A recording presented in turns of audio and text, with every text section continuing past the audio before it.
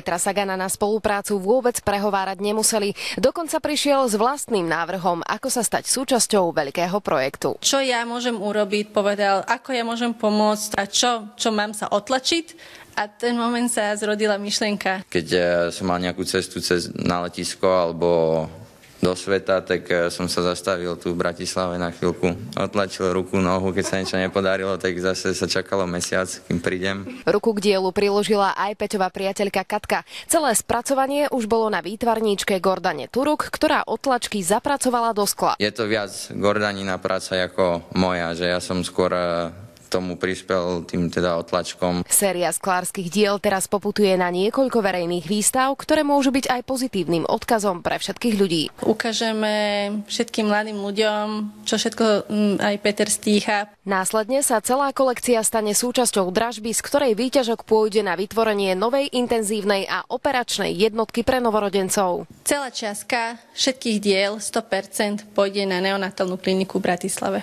Myslím, že zdravie je najpodstatnejšie v živote a treba si to uvedomiť ešte predtým, jak je neskoro. Gordana zároveň verí, že celú myšlienku sa im podarí zrealizovať v najbližších mesiacoch a že nová intenzívna jednotka splní svoj účel na 100%. Bude zachraňovať životy veľmi toho, čo je najkrehkejšie našich malých detí. Tak pridajte sa aj vy a poďme ruka v ruke pomôcť deťom. Martina Komiso, TA3.